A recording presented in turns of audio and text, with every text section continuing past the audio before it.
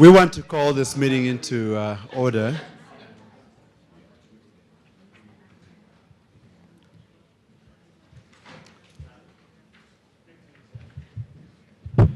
What a beautiful morning, isn't it?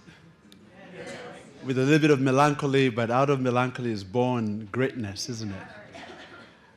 My name is Derek Kayongo, and I'm the newly appointed CEO of the Center for Civil and Human Rights. I want to welcome you in the most amazing way possible, and I thought of doing an African dance, but I won't do that. So I'm going to do this by telling you a little bit of what narratives I've come to bring to the center, and then have this opened up for the invocation. Every time rights are squeezed, the marketplaces are also squeezed. When I'm teaching my son mathematics, and therefore to make him a dentist, which is what he wants to be, I say that the key to mathematics is multiplication tables. If you can multiply Kevin, we will get the best mathematician and therefore the best dentist. The key to chemistry is the periodic table. And if you don't understand the periodic table and don't understand what H2O, what the 2 means in the H2O, then we don't have a chemist. So I told him the key to human beings is rights. If you have a human being that doesn't understand the importance of the other, when they come to the marketplace, we have a problem, because then they think because they learned mathematics, they can then play in the mathematical world. But no, they can't, because they don't understand the importance of the other person who has also a brain for mathematics. And so when we segregate each other, when we discriminate each other based on things that are not scientific or that are not respective of the marketplace, we shrink the marketplace. So in conclusion, today, women in Saudi Arabia cannot drive because of a scruple, a compunction. And the reason why they can't drive is because somebody thinks that women shouldn't drive. But if I'm Ford and I make cars, what have you just done to my marketplace? You just shrunk it because of some baseless compunction. And so the center is here to bring new narratives to this idea of rights. That when you squeeze rights, you squeeze the marketplace. Because we are tired of the other old narratives, yeah? If we say women are important, who cares? If we say girls should go to school, who cares? But now when we say if girls don't go to school, you won't have enough power in the marketplace to buy and purchase, then we care. And for those of you who don't know, I'm Ugandan, and the LGBT issue has been huge. And my point to my father, who is in leadership, was that when you squeeze that particular right, based on some baseless hopelessness of argument, you squeeze the marketplace. His eyes lit up. So today we convene a wonderful meeting of the minds of people who are great in the marketplace. Not because of the LGBT issue, not because they're white or black, but because they're human beings, and human beings are smart all around. So I want you to consider that point, that as you come to this center of courage, that you be courageous in your work, you stay resilient, and you understand that the diasporic communities that are coming to the US, like myself, are going to be part of that discussion. And that to that extent, you will be able to broaden the marketplace. So again, welcome to the center to be centered. Our invocation.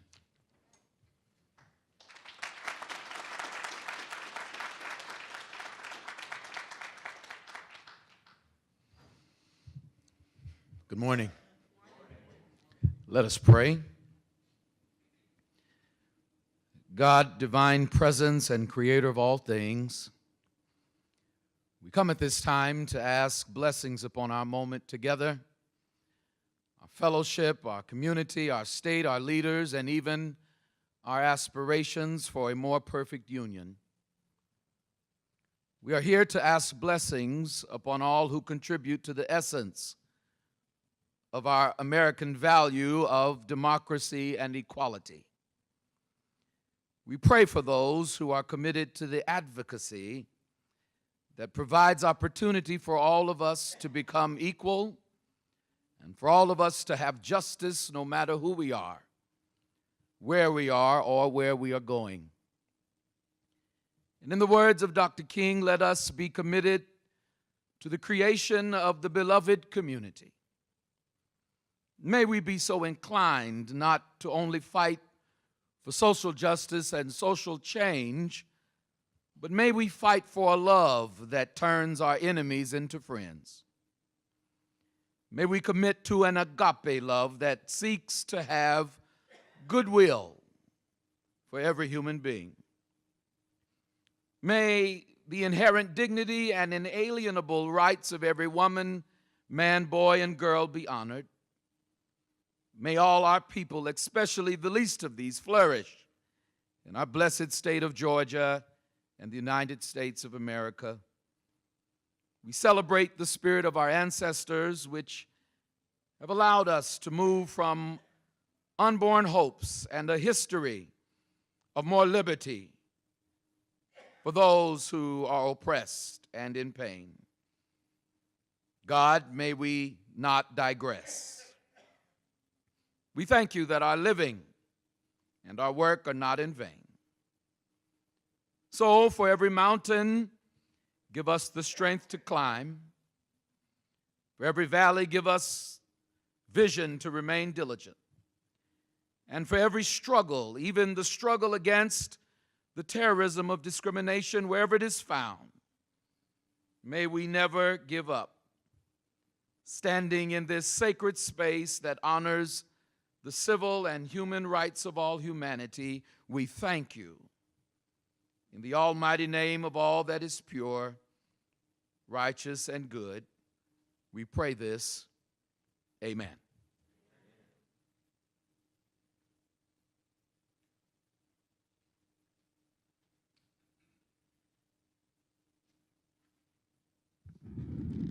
Good morning. I'm going to invite to the dais our two speakers.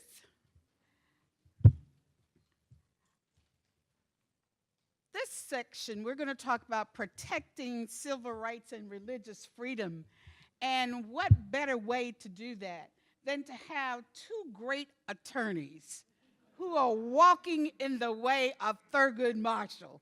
You know, in the civil rights days, we had Thurgood Marshall to help us fight those battles. And today we still have those great attorneys who are helping us to protect those civil rights and human rights.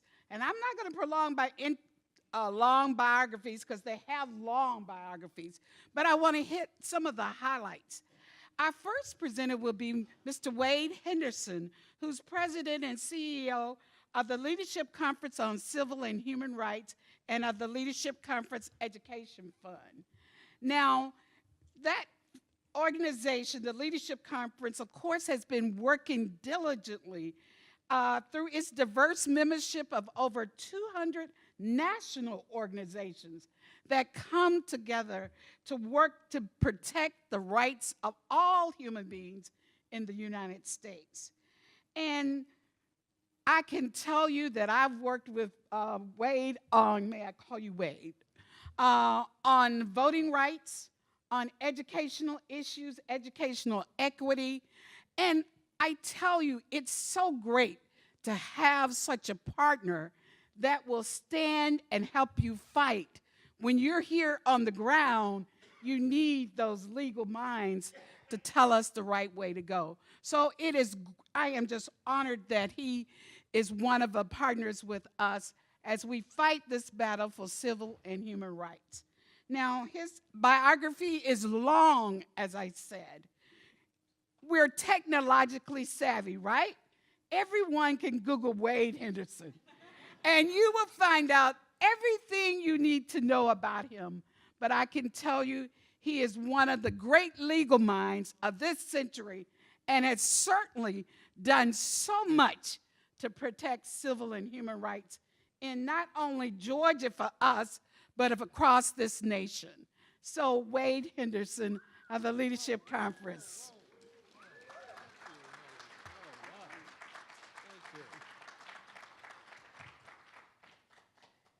Now, we also know about this other gentleman who works for a great organization, Mr. Richard Cohen, who is president and CEO of the Southern Poverty Law Center. Edgy, but person that they have worked on so many great things that deal with the rights of the LGBT community. If you talk about all of the things that they've done for civil and human rights, calling out those people who like to discriminate, calling out those people who don't want to offer equal protection to everyone. This is what the Southern Poverty Law Center is all about. And Mr. Cohen, of course, is representing a young lady that we've all heard about, who's a transgender person, who's in prison, but is needing legal services. These are the kinds of lawyers that we have that are helping us to protect our rights. We couldn't ask for better qualified, more energetic, more enthusiastic lawyers than these gentlemen. Mr. Richard Cohen. We're going to ask you gentlemen to take the stage because you will begin your discussion about how we protect civil rights and religious freedom. Let's give them another big round of applause.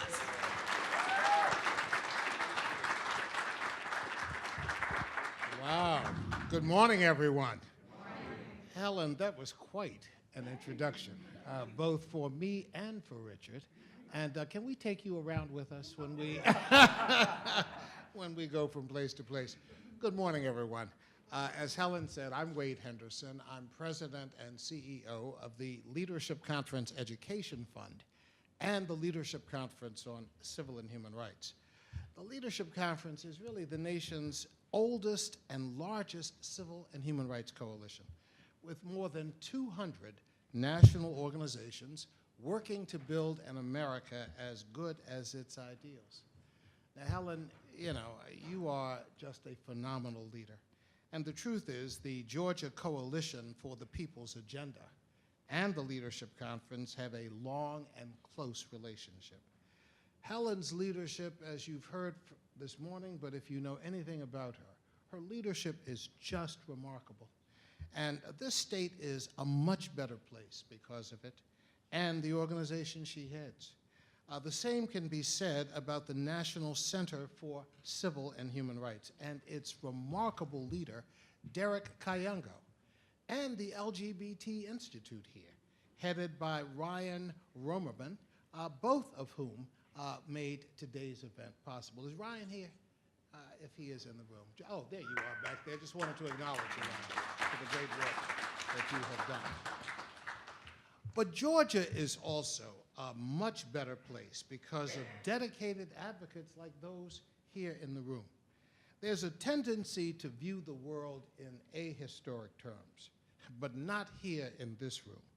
I'm here, and I believe all of you are here, out of an appreciation for Georgia's place in the civil rights struggle, a struggle that is very much alive today.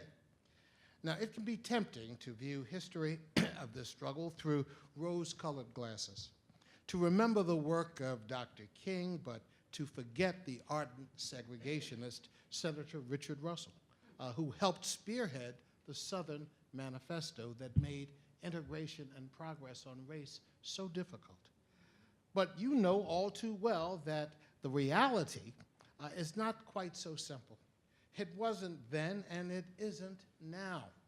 So Georgia remains at the epicenter of this struggle, whether it's closing polling places in black precincts, as was tried in Macon last year, or as happened last month, blocking Daz Lopez to be the state's first Latino federal judge, the first Latino federal judge.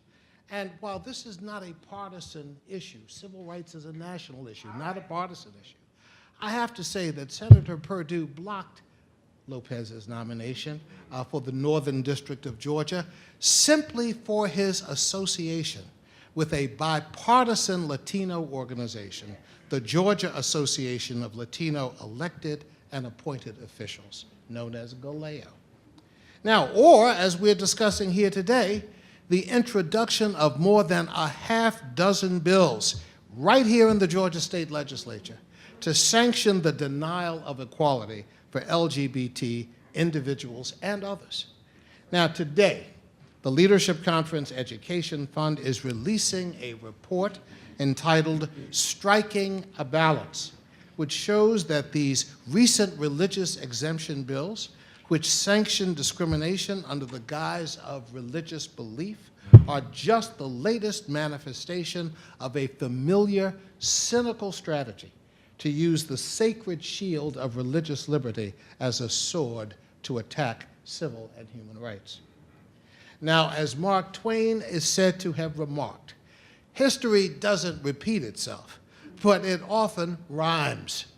And never has that rung more true with me than when I first read this report.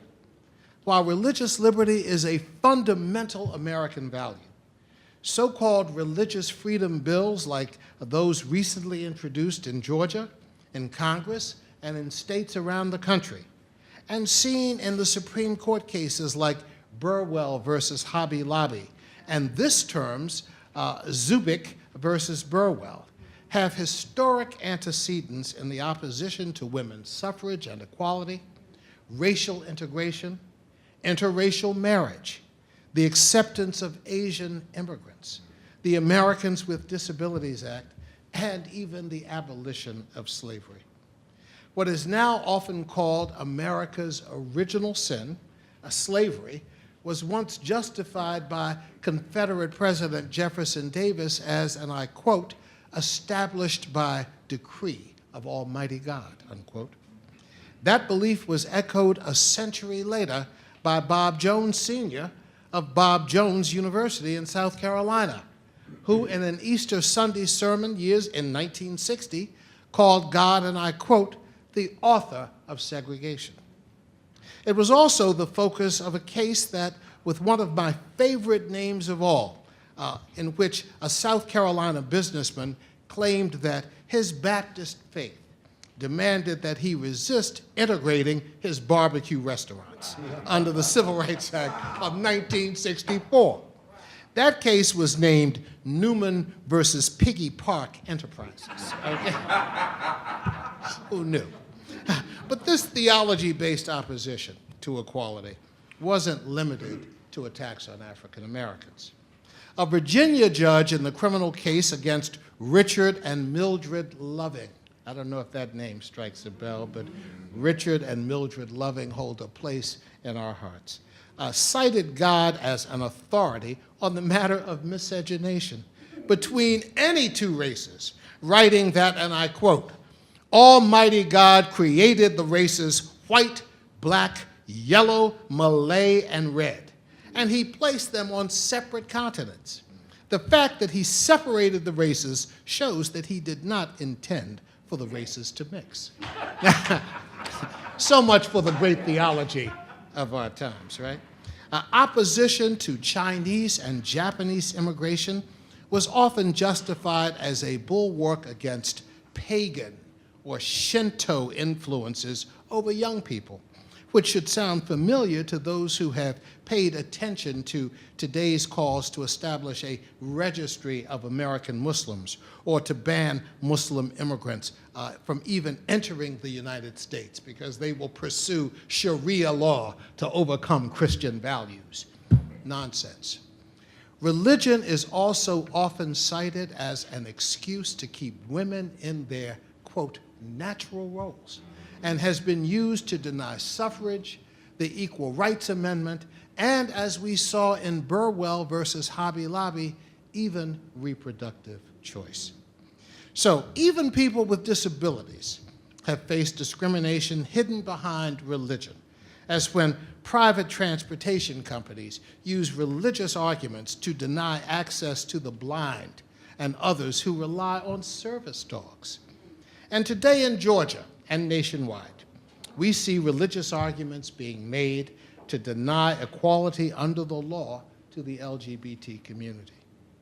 Now, as you can plainly see, these arguments are not new, but they are pernicious. They are dangerous, which is why what happens here in Georgia and other states is of grave concern to the national civil and human rights movement. Simply put, there can be no religious exemption from basic human dignity. And to wrap this bigotry in a false flag of religious liberty is a true abomination. So I want to thank all of you for coming this morning. I want to thank all of you for your commitment to equality. I want to thank you for standing up in the face of often relentless criticism wrapped in religious garb.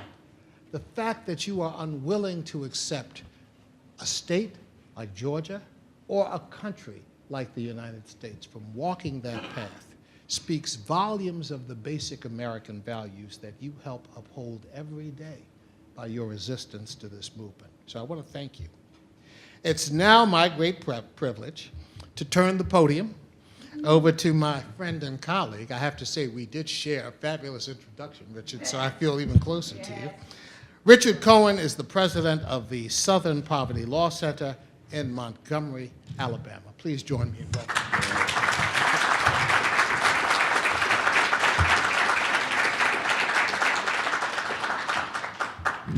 I've got a tough job to follow Henderson, don't I? It's a real honor to be with you today. The center, the Southern Poverty Law Center, was established 44 years ago, and it is dedicated to the pursuit of justice. Today, we have offices in 5 states, including an office in Georgia. Most recently, we represented a transgender woman in the Georgia prisons named Ashley Diamond, who was being denied medical treatment and who had been repeatedly raped. We've won justice for Ashley, and we hope the case serves as an example for other prison systems. Another case that I just think it's worth mentioning that we recently litigated was a case actually in New Jersey, far from our southern base. But it was an important case to us because it gave us an opportunity to put the lie to a very dangerous practice. And what I'm talking about is conversion therapy. The idea that one can, if one tries hard enough, that one can change one's sexual orientation. We brought the first case ever that challenged that idea in court and sued the purveyors for, not for conversion therapy, but for fraud. And the federal court ruled, or the state court ruled, that the belief that one could change one's sexual orientation was akin to the idea that the earth was flat and the sun revolved around it. You know, it's an incredible honor to be with all of you today. I'd like to start, if I could, by echoing what Wade just said. Religious freedom laws, RFRAs for short, are being transformed from shields to protect religious liberty to swords to promote discrimination against the LGBT community. It's wrong, and it's going to take the collective action of all of us to stop these laws. And that's why I'm so heartened to see such a crowd here today. You know, the day is dreary, but I know that our hearts are strong. I think we need to start by recognizing a very fundamental fact. The new laws are not about religious freedom at all. That's not under assault in our country. The new laws are a reaction, a backlash to the hard-fought gains that the LGBT has won in recent years. They're being championed by hard-line anti-gay groups that are dedicated to turning back the clock, to returning to an era when gay people are in the closet and when the government claimed the right to go into our bedrooms and see who we loved. But make no mistake about it, our opponents are very, very clever. They have a new narrative, and a very dangerous one at that. They know that they can't get their way by relying on the old negative stereotypes about gay people. They know they simply can't shout that gay people are perverse and sick to get their way. So they have a new strategy, clothing their bigotry, disguising it really, in the name of religious liberty. But as the powerful report that the Leadership Conference has issued today. It's a strategy that those opposed to equal rights have tried before and have lost. You know, Dr. King often said that the arc of the moral universe is long, but it bends towards justice. And I hope we all believe that. Ultimately, we're going to win this battle, just like we did in the 60s when racists closed their bigotry in religious terms. The question, though, is how much longer must the LGBT community endure discrimination before justice is achieved? The danger of these laws, I want to emphasize, goes far beyond the bigotry that these laws are going to legitimize. The danger extends to the atmosphere that they will create, to the discrimination, legal or not, that these laws will encourage. Let me give you a couple of examples that have come from our work recently. We recently got a call from a gay middle schooler who had been bullied and turned to his teacher for help. She told him that she wanted to help him, but was afraid on trampling the religious freedom of the bullies. In another case, a gay man recently told us that he was being harassed by coworkers who were leaving Bible quotes and handwritten notes on his desk, urging him to repent.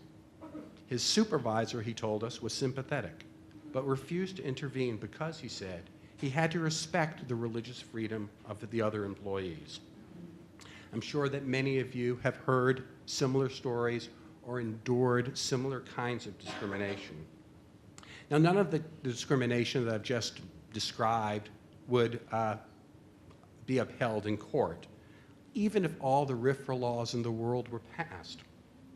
But it's the false narrative behind these laws, the narrative that the LGBT community is threatening religious freedom, that is fueling the kind of discrimination that I described. It's the narrative that we must counter. For the reality is that very, very few cases will find their way to a sympathetic lawyer, and even fewer cases will find their way into court. Most people who face discrimination in their daily lives truly have nowhere to turn. That's why it's so important for us to be here today, to stand together and to push back against these laws, for us to expose what these laws are, excuses to discriminate against Americans for what they are, and who they love. And important for us to expose the groups behind these laws, hardline bigots who want to turn back the clock. We need to tell our political leaders that discrimination is wrong, even when clothed in religious terms. And we need to remember the words of Dr. King, words that are inscribed in this beautiful center, that our job is not done, that we can't be satisfied until justice rolls down like waters and righteousness like a mighty stream. Thank you so much.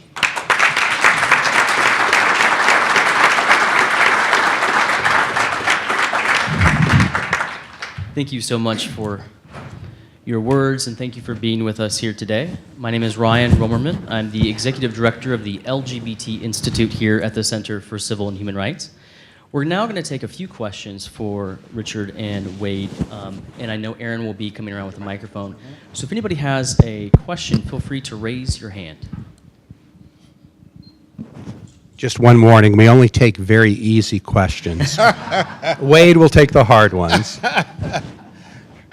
And guys, don't feel compelled to ask a question if you don't have one. We do have a panel that will be coming up shortly, but we'd be happy to address anything you have on your minds.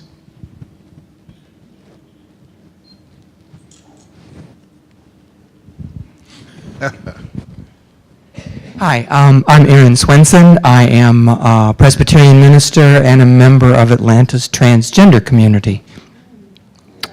Thank you so much for being here. It means so much to all of us. My question, though, is I know these bills are coming out as a response to the advances in LGBT rights in the court system and in other places, and I'm especially concerned, though, that these kinds of laws could be expanded and used. I have a daughter who is severely disabled, for instance, and we depend on it's amazing how many places are still inaccessible to her in spite of the 504 and the other protections. And I'm really concerned that bills like this could be used to expand to include many other people besides just the LGBT, QQI, XYZ community. Reverend Swenson, you're absolutely right. It's a great question, and thank you for being here today, and thanks for your leadership on these issues. Let me say you're absolutely right. The report that we released today, Striking a Balance, highlights the very point that you're talking about. There are other communities of interest, not just the LGBT community, not just the African American community, not just the Latino community, not just women, communities including persons with disabilities. And truthfully, if there was one community that one would think the American people would be sympathetic toward in terms of providing assistance and services consistent with the Americans with Disabilities Act, it would be persons with disabilities. But the truth is they face discrimination in the workplace, in the use of social services, in the use of protected services under the Civil Rights Act of 1964, just as other groups do. And so your point that these religious freedom statutes, these so-called religious freedom statutes, could be used in an affirmative way as a tool to promote discrimination against persons with disabilities is absolutely correct. And there are examples of individuals making judgments about whether persons with disabilities deserve access to all government services or access to supportive services, and they hide behind the religious freedom statutes to oppose it. So you're absolutely right. The bottom line is this: we're all in this together, guys. We are all in this together. And what we see as discrimination targeted at one group could easily be adapted to speak to the interests that we all share, both separately and in common. So it's a great question. Thanks for posing it. If I could just add one small point. You know, state-sanctioned discrimination is as ugly as it can get. And regardless of whether these laws are extended to other groups, other vulnerable groups, such as the disabled, they create the kind of atmosphere where people feel free to act on their private prejudices. And that, to me, is the tremendous danger behind these laws. And while it's so important for all of us, from whatever walks of life, to unite and oppose them.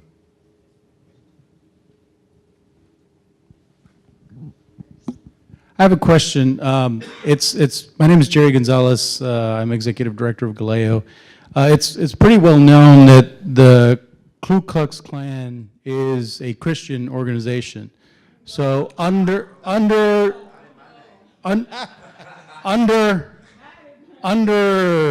these types of proposals, would their activities and their type of activity be protected? Well, let me say, Jerry, it's a great question. And I think the reaction that you heard is the reaction of many Christians who believe that the Ku Klux Klan has hijacked Christianity, just like ISIS has tried to highlight Islam. The truth is, you know, come on, guys, these are extremists in no matter what cloak they adopt.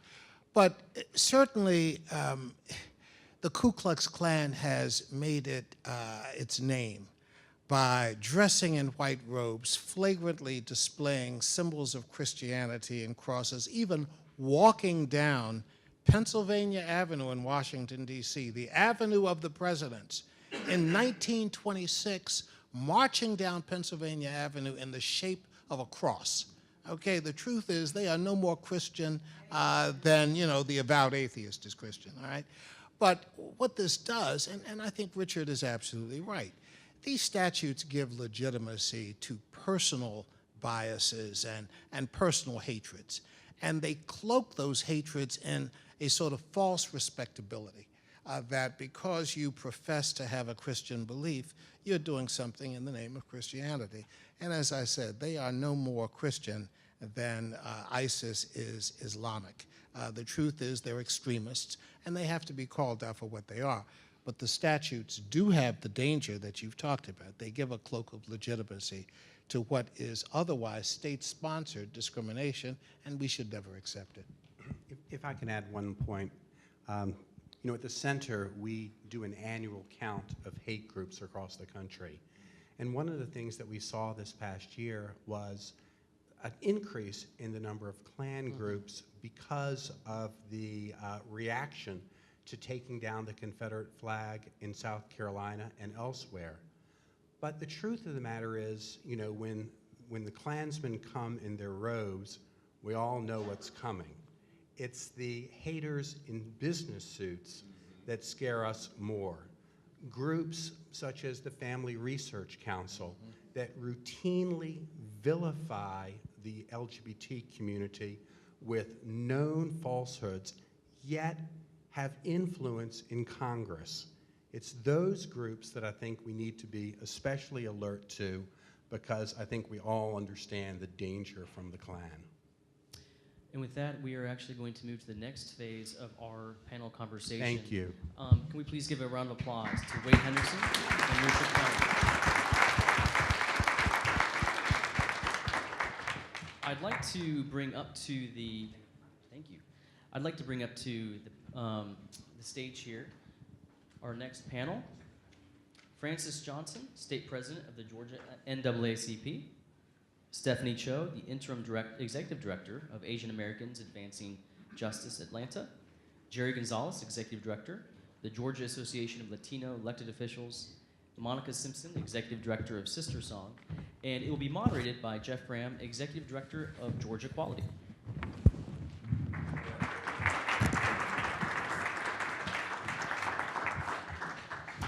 Thank you, Ryan. And I certainly want to also extend my great appreciation to Wade Henderson, Richard Cohen, certainly the Leadership Conference and the Southern Poverty Law Center. Our work here on a local level is only enhanced when we have such strong commitment from national partners such as yourselves. So thank you so much. I think it's important to kind of put this next panel into context, to pick up on something that Wade Henderson said about our opponents being shrewd.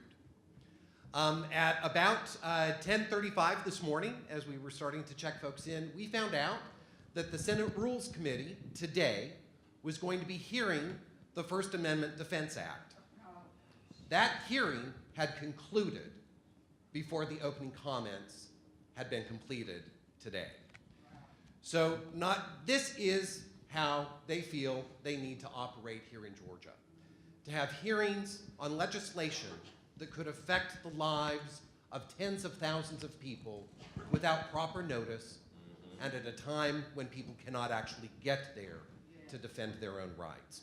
That's where the stakes are. Last year around the country, we had over 115 pieces of legislation that were introduced that directly attacked the LGBT community. The majority of those built upon or sought to initiate religious exemptions. This year already, according to the Equality Federation, 192 bills have been introduced around the country. Again, the vast majority of them looking to create or expand upon religious exemptions or religious refusal legislation or direct attacks on the transgender community. In Oklahoma, we've seen 20 anti-LGBT bills introduced so far.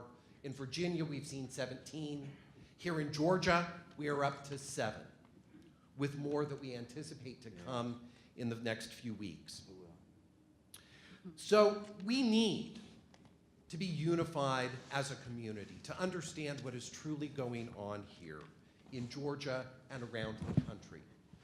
We also, however, need to recognize that we need to change the process and the tone of this debate.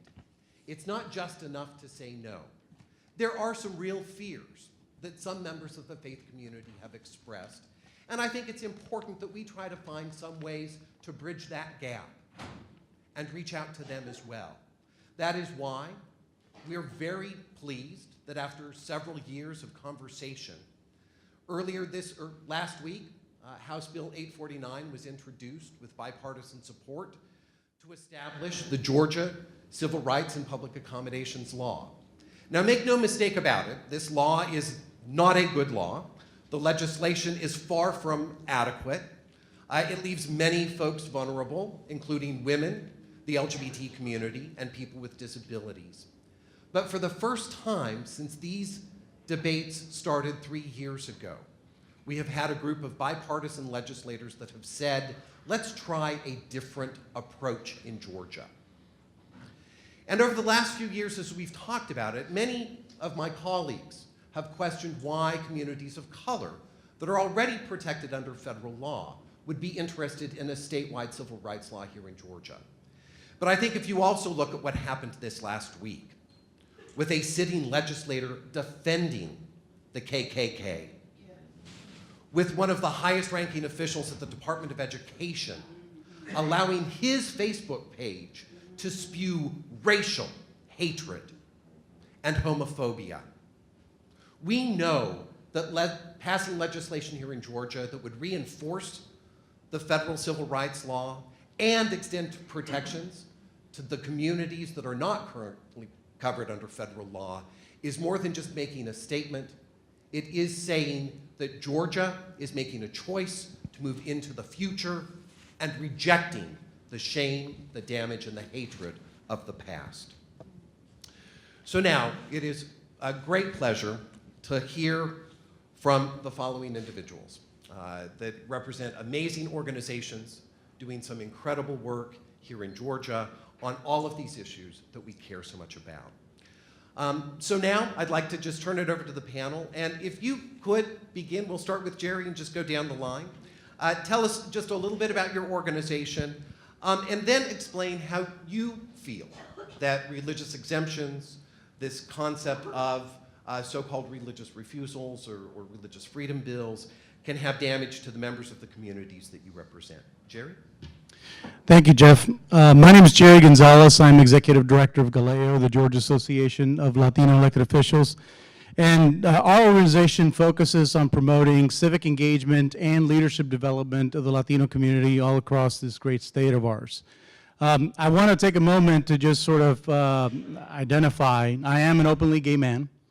I've been married to my husband for 18 years. Finally, last year, the law caught up to our reality, and our marriage is legal here in the state of Georgia. And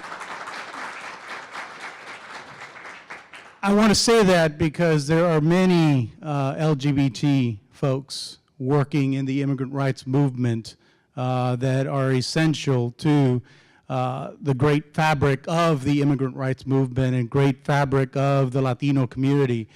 And what we've seen is we got married in a church, Christ Covenant MCC in Decatur, Georgia, back 18 years ago.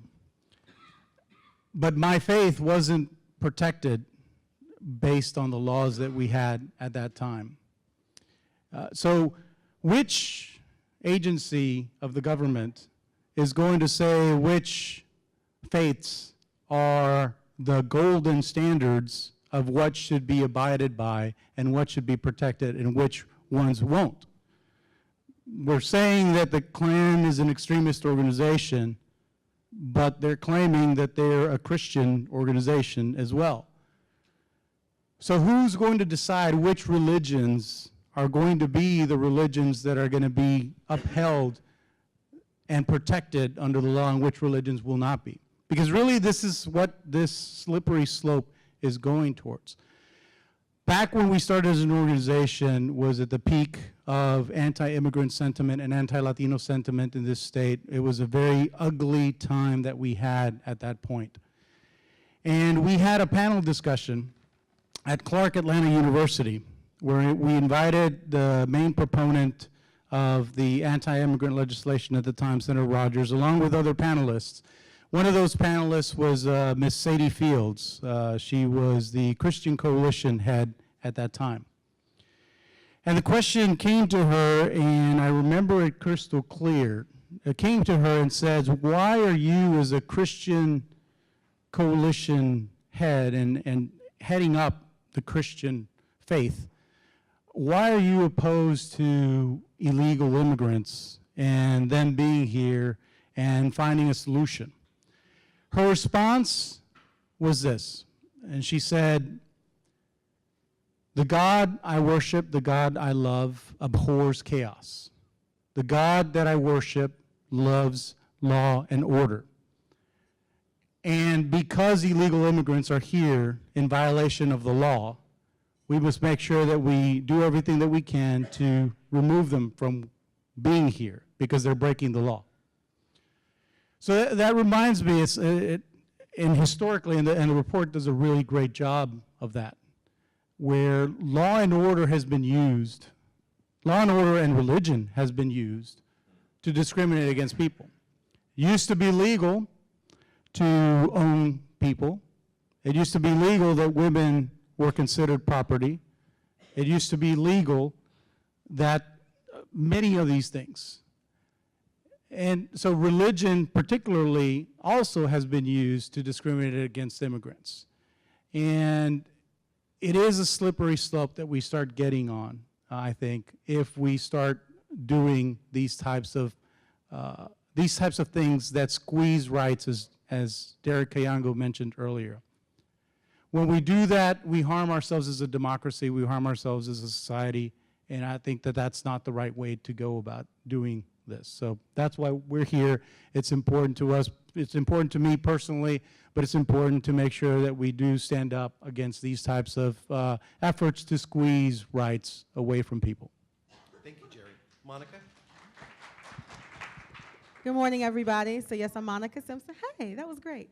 I'm Monica Simpson. I'm the executive director of Sister Song, and we are a Southern-based national organization that works from the reproductive justice framework. And so that may be a new word to some folks in the room because we all pretty much heard of reproductive health and reproductive rights. And what reproductive justice was created to do in terms of its framework was to expand how we actually address the issues of reproductive health and reproductive rights in this country and center the most marginalized in those conversations. So 20 years ago, Black women came together to create this framework, and we worked from the tenets that we all should have the human right to have a child, to not have a child, to parent the children we have in healthy and sustainable environments, and that we have the human right to bodily autonomy, right? The right to self-determine.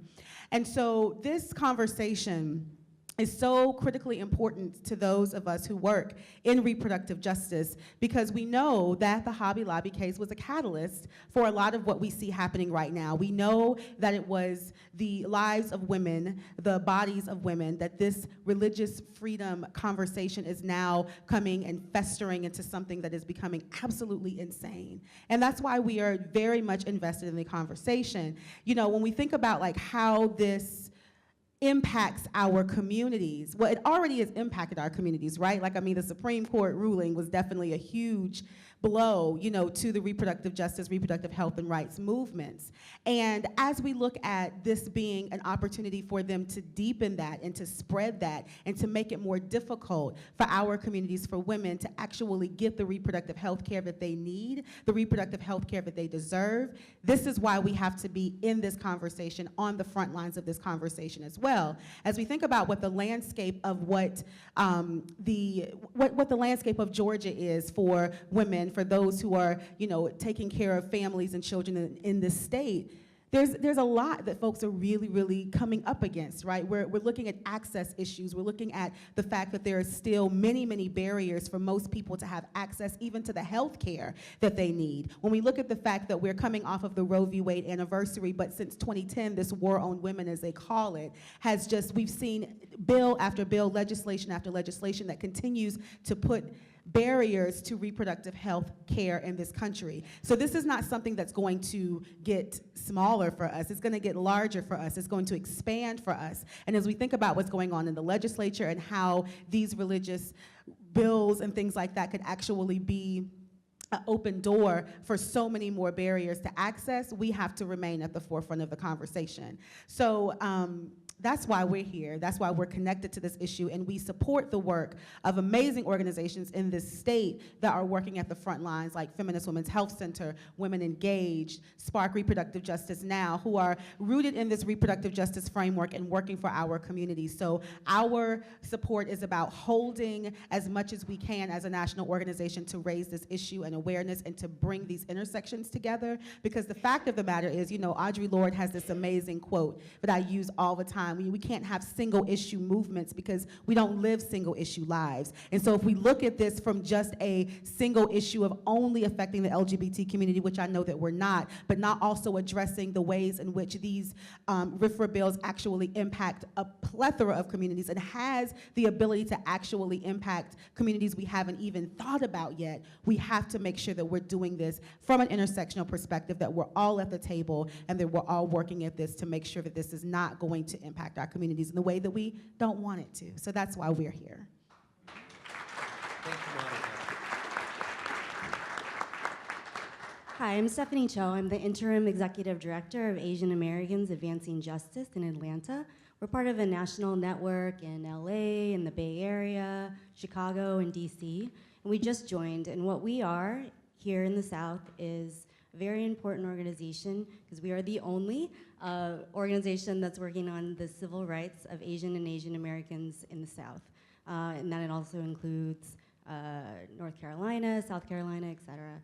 And so I think that this issue, you know, I think what you bring up, and I think what Jerry's also bringing up too, is the issue of intersectionality, which I think is really, really important. When we think about the Asian community in the South and what is increasingly becoming the New South, and the New South is what I'm talking about is like the explosion of immigrants that are coming into the South that aren't necessarily just coming from other countries, but they're also migrating from other areas, like myself. I'm coming from California. I've been here now 2.5 years. And my partner and I moved here because she got a job at Georgia Tech and now is a professor there. And to be honest, like when we moved here, we were really struck by the laws in Georgia and the difference here. And I think that it's really, right. And for anybody coming from another state, you know, they can kind of understand maybe what I'm talking about.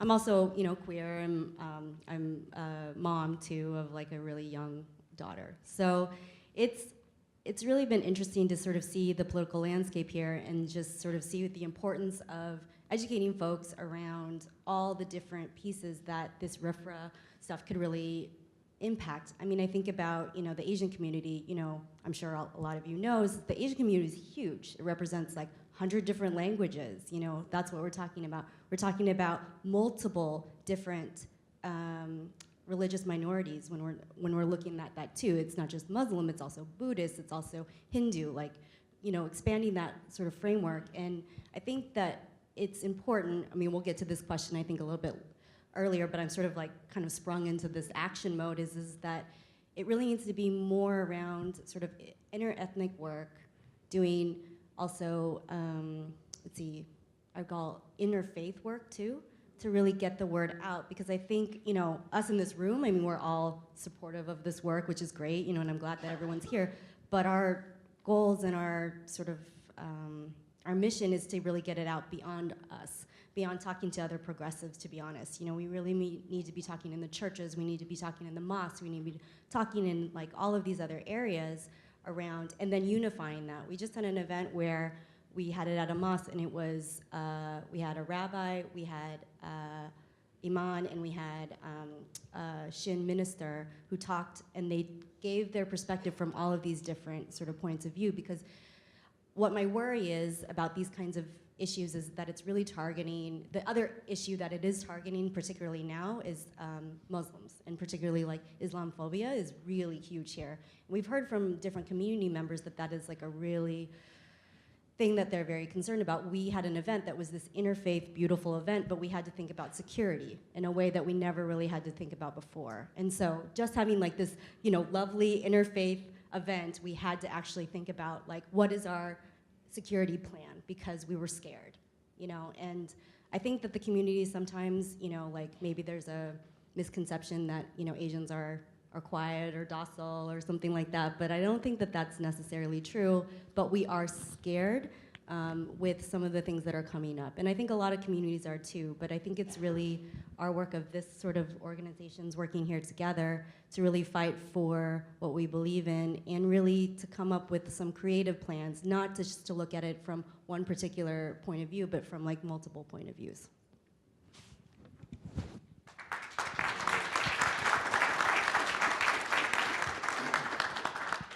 Good morning.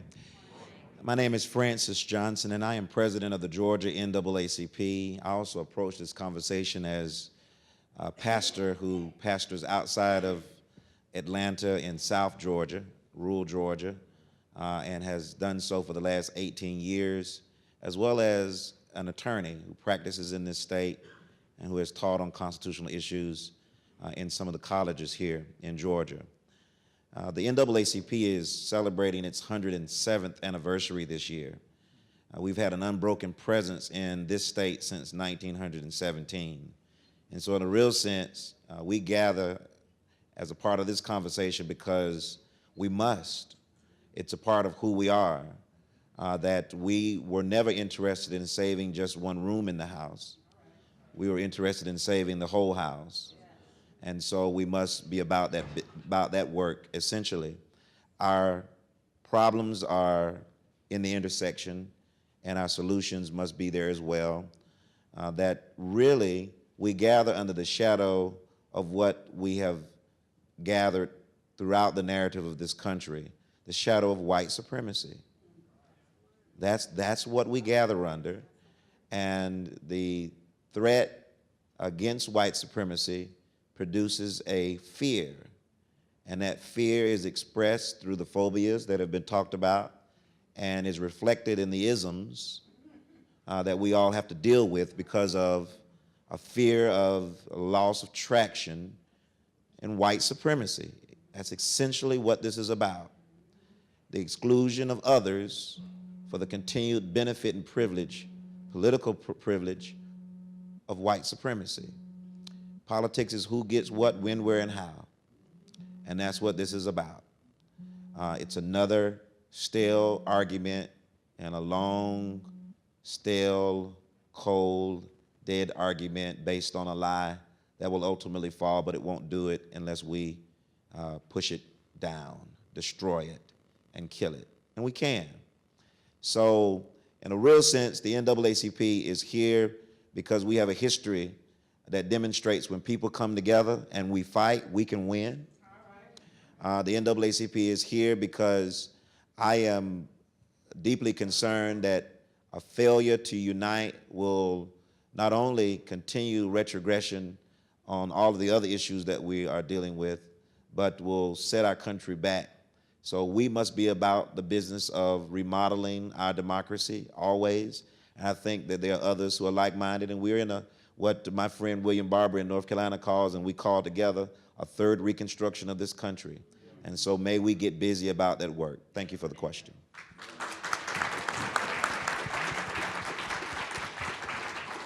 Thank you to all of you for those great comments. Stephanie, I think you had actually talked about leading us into action, and I think that that's probably a good place to start this next question. So one of the recommendations that has come out of the report is to conduct strategic public education on civil rights and harmful religious exemption legislation. We'll start with you, Stephanie, and then go to Francis and back through the whole panel. What are the activities that your organization is already involved with to begin these important conversations and to fight against some of this harmful legislation, not just the religious exemption, but I know that there's other bad pieces of legislation that have been introduced or that we're expecting to be introduced this year. So Stephanie?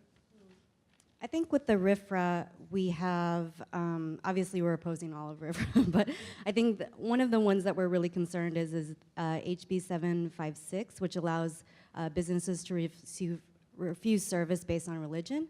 I think that that's something that our base has been increasingly concerned with. I think we had talked a little bit in the beginning about that it could affect interracial couples or interfaith couples, but it also would allow I mean, just really sanction discrimination against Muslims in our communities already. There's already that Islamophobia that's happening here, particularly in the South, and I've seen it. I don't know if other people have seen it, you know, on a day-to-day basis, but it is very, it's not that subtle anymore. I mean, really, and that's what I'm really concerned about too. And so that's something that we're really concerned about this year. The pastor protection is also another one that we're really concerned about because we think that it could deeply impact low-income communities of color in particular, particularly communities that are dealing with issues around emergency housing, around domestic violence issues, issues around just access to.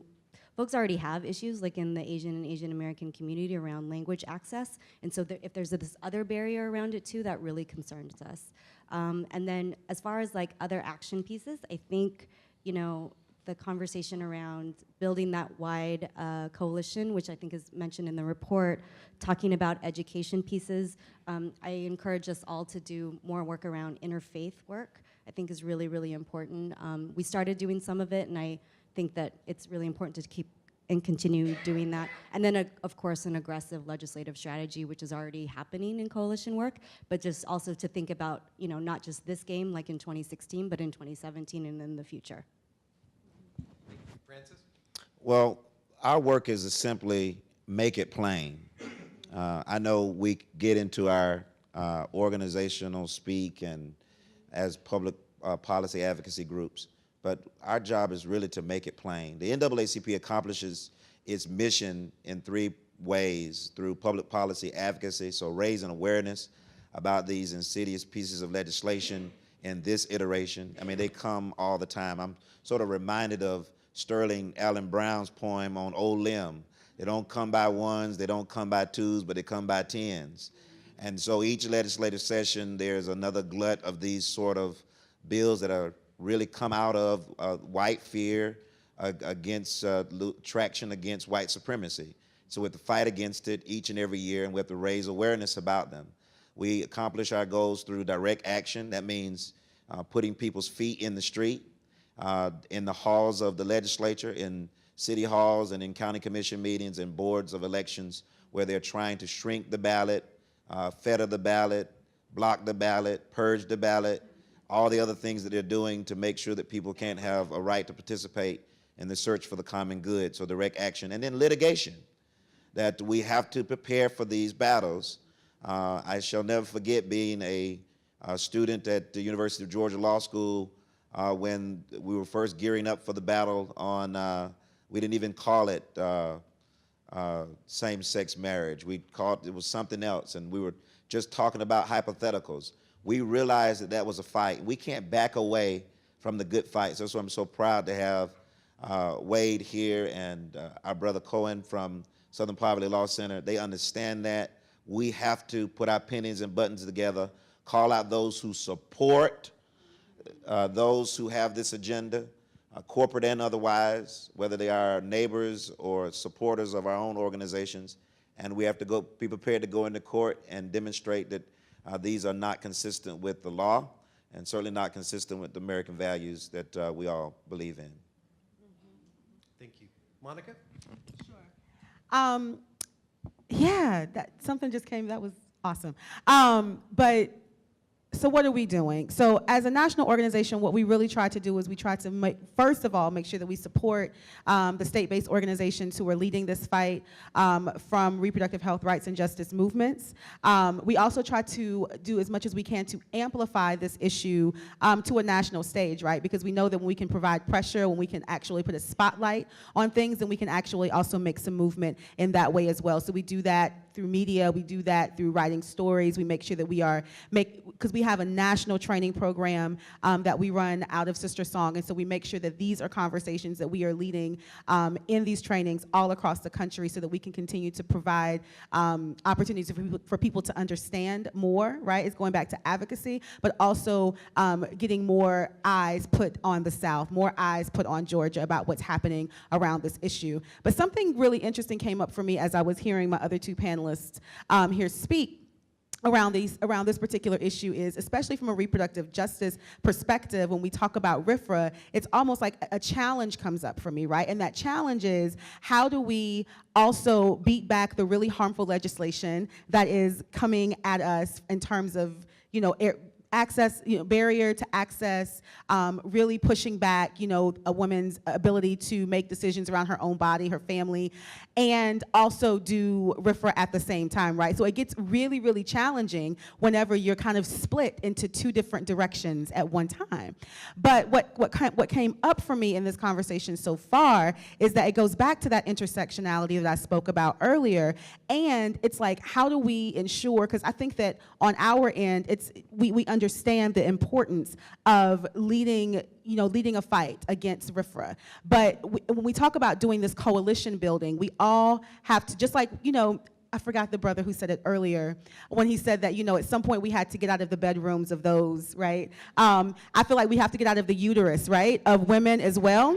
And we have to be okay with talking about abortion. We have to be okay about talking about contraceptives. And if we, across the board, in terms of however we enter this work, are not comfortable about talking about those issues, and it's going to be really difficult for us to do the coalition building that we need to do first, to then have that really powerful collaborative force that we need to actually beat these things back. So I know that we're doing what we do in terms of training around advocacy, lifting up this issue, supporting the work of those doing the grassroots work on the ground, but I also feel like it is a role of us to really figure out how we are giving opportunities on both sides, especially around reproductive health rights and justice issues and LGBTQ issues, for us to figure out what our commonalities are, what are the things that we need to be able to learn more about our movements to actually build a really solid and powerful collaboration to beat these things back. So that's one of the things that came up for me too when thinking about what we can do and how we move towards action. People got to be okay talking about abortion, just like we got to be okay talking about same-sex marriage. Just like, there are just things that have to happen on both sides. And I think that once we have those things really set in stone as well, then we will continue to build towards those powerful collaborations. Jeff, I just want to, and I know we're coming around on this, but I think we have a blueprint. We have to build in Georgia a serious fusion coalition that is not about getting our issue resolved and then leaving the coalition, but a fusion coalition that links arms and says, we're in this is our agenda. It is a liberty-based agenda. We're taking our language back from the folks who've hijacked it, and we're going to stand in the court and we're going to lift up our values around liberty. And they're different. They have a different agenda attached to them. They have a different budget attached to them. They have a different morality attached to them. And we have to let them know that it's not going to be business as usual, where you can pick us off with a little statue on the Capitol grounds and we'll turn our head while you pillage the other groups. Whatever the issue is, we need a fusion movement like they're building in North Carolina. Absolutely. But that's going to require us.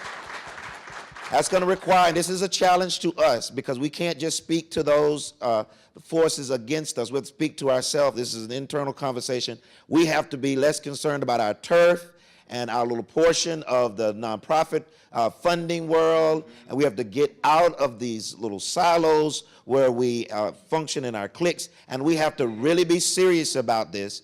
And if we are, then I think we have the capacity to make a change. If not, we're going to continue to have spurts and starts and stops and ultimate failures, because the people who are opposed to us have been opposed to us for a long time. They're good at it, they're well-financed, and they control the levels of power right now. Absolutely. Thank you, Francis. Well, I think our role as an organization is to point to the intersectionality of all of this.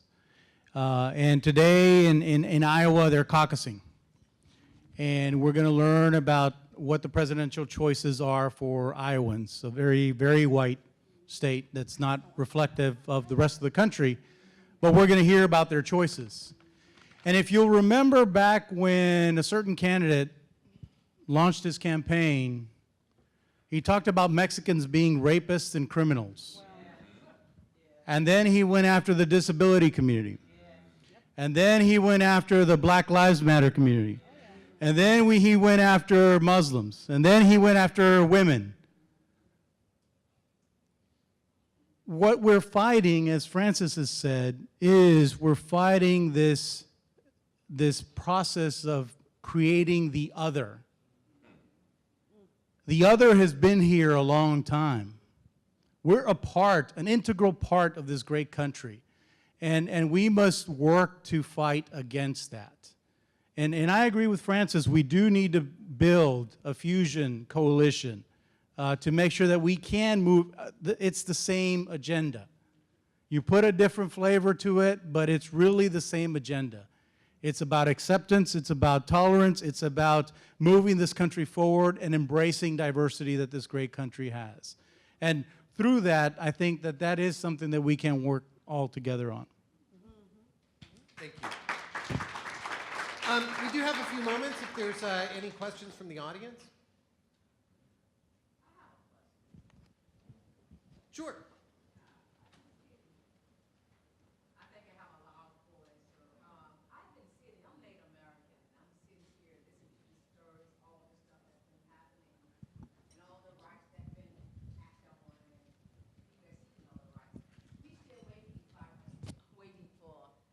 We are waiting Native American owned Georgia up until 1836.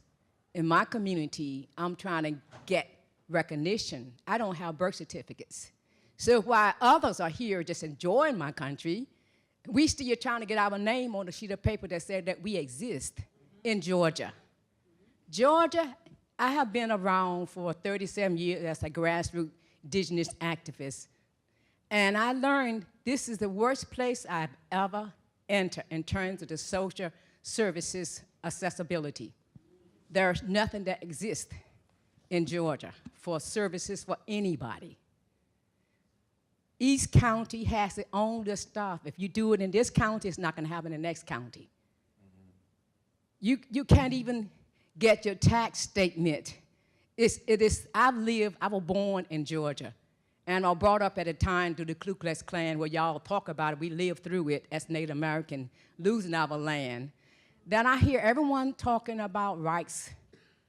But the privilege of living in America, we are not even mentioned anywhere. The human right, the NAACP, when it came about, it came on the Hill in 1958 to 60.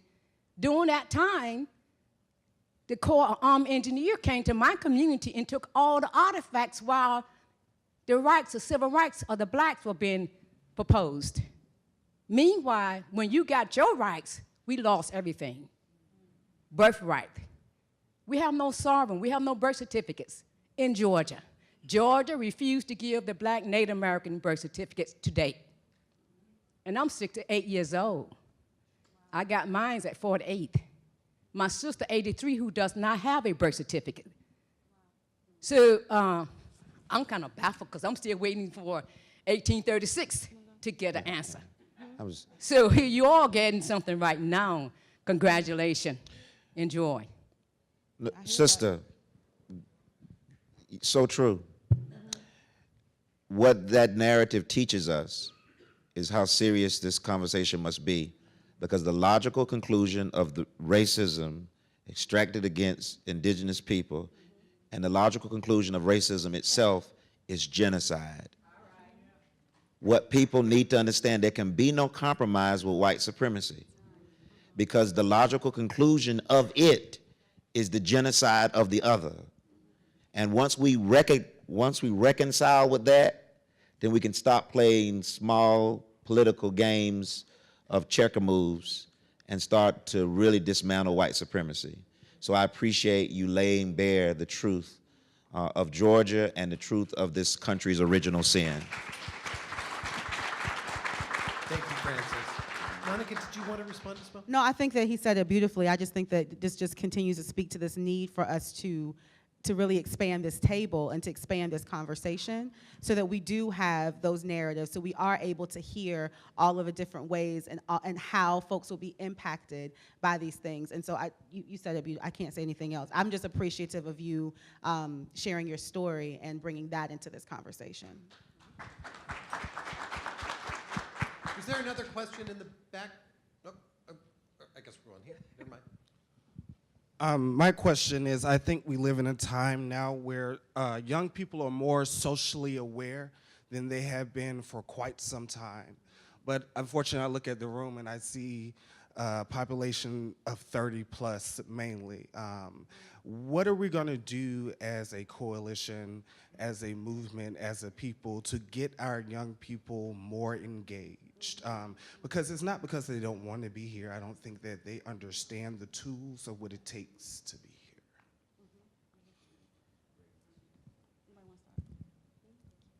I was going to say, I think that I look to answer that question, I'm going to look to like the Black Lives Matter movement, right, as a model. And what I feel like the Black Lives Matter movement has done very successfully is really honor the leadership and the expertise of young activists, of young people in this country. And I think that the movements that are represented in this room definitely have to be willing to do the same thing. Again, not just seeing young people as, you know, the folks that we can send out or to deploy, but to actually have them at the table, to actually listen to the things that they have to say, to actually give them the tools necessary to expand their own analysis, to deepen their own work, so that they are really well equipped to then be on the front lines in a way that's not just reactionary, but strategic, right? So I think that we have to find, again, bring them to the table and just let them know that we are not just asking you to be here to be a body, to be, you know, a face on the, you know, the Google page whenever we put it up because we done some action, but that we really do value your expertise. And we have to make this relevant for them, right? We have to allow them to see themselves reflected in this work that we do. And I think that sometimes from the policy, you know, perspective and some of these reports and things like that, they look great. I mean, they're beautiful, but how are we breaking those things down and making it plain, like my brother over here said, so that they see themselves reflected, because they are not necessarily going to read this report. But do we have a YouTube video up that actually talks about what's in this report? Because they're all on social media. They're looking at memes. They're looking at other things, and they need their information a lot quicker. So we have to even think more critically about how we are doing our work and not just sticking to the standard way that we do what we do in our movement work to make sure that young people actually have access into the things that we do. So we have to break it down for them and make it plain and make them see themselves reflected in the work. We got to look at pop culture, y'all. We got to look at social media. We got to see how we can make these connections across these movements. We have to see how we can look at pop culture icons and think about those folks that we can bring into this conversation that actually have a better way of communicating to young folks too, right? It's all about changing our strategy, and we have to make sure that when we think about our strategy that we are keeping the most marginalized at the center, and that would definitely include young people, in my opinion. Thank you, Monica. I think we only have time for one more question. If I could, you know, this National Center shares Centennial Park with the world of Coke. And I know 52 years ago, when the business community in Atlanta threatened to boycott the dinner honoring Dr. King for winning the Nobel Prize, that Robert Woodruff said that he would move Coke out of the city if they did that. And of course, the 1,600 people showed up. I'm curious, what is Coke doing today, if we know, to level a similar threat, the kind of threat that helped the activist in Indiana?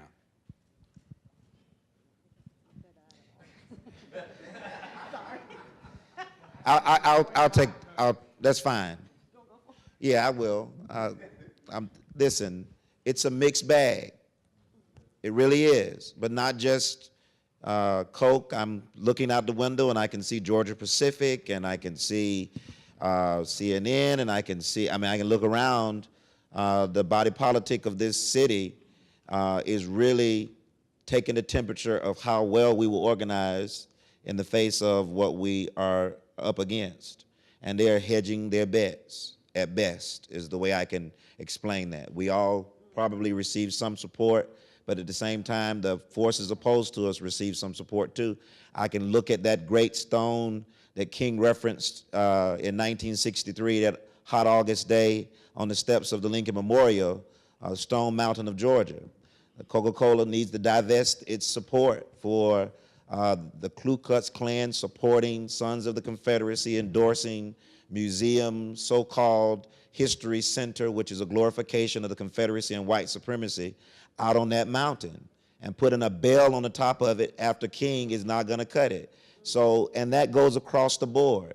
That's where we have to have courage to ask more of our own communities, because if you are in the position that I'm in, where I have to go and ask money from the same folks that I have to say, do the damn right thing, then you understand why, and this goes to the point that I just asked the young people to take over the NAACP. Some of our units are dormant. They're a little more than dinner hosting societies anyway. Get 50 folks together, show up and take it over. And you will have my support as a young person myself. And so I would say the danger of not doing this, calling out folks, recognizing them when they do well, but calling them out when they don't, and partnership, and expecting that's the partnership we'll have. I'm not going to be silent about Georgia Power's dumping of ash in the lakes and streams of this state, but at the same time I will support Georgia Power in their literacy initiatives. I can do both and do that well, but that requires you to have the strength to be able to speak truth to power. When we fail to do that, then we come to these sort of wedge issues, and I'll let this be my concluding thought. When the Bush re-election team decided to focus on the issue of same-sex marriage as a wedge issue for the African-American community, and particularly the religious part of that community, and went to pastors, we failed to truly mobilize, and it divided our communities, and black pastors were essential in the re-election of George Bush, which guaranteed Sam Alito and John Roberts to the court. And with that came the destruction of the Voting Rights Act. If you don't understand how the intersection is so important, then we need to look no further than the fact that we're having celebrations for the Voting Rights Act, which is basically a hallowed law in Georgia, as we sit now. And I have to contemplate whether to file suits on things that we've won, because the 11th Circuit may tear down the rest of it. So we have got to get ourselves together and not mince words, speak truth to power, and let righteousness roll down like that mighty stream on that monument that's outside. Thank you, Francis. And if I could just add to that, there was a development earlier this year. It's called Georgia Prospers. I believe we're up to over close to 180 businesses in Georgia have actually signed on to a pledge that talks about the importance of valuing diversity in all its forms. That does include race, ethnicity, age, disability. And also, for the first time here in Georgia, they're making a statement around sexual orientation and gender identity. So it's the beginning of a new conversation with the corporate community, and I hope that as we continue to push forward, united as a community of people that come from our perspectives of humanity and making sure that our rights across the board are protected. As I have often said with some of my comments lately, civil rights is not a limited conversation that only a few people can have. It is something that everyone has to have. There are enough civil rights to go around. And we need to perhaps push our corporate partners a little bit more. I'm glad that they're engaged, and I hope that they will remain in the conversation. So I want to thank the panelists very much, and I will turn this back over to Ryan. Great job.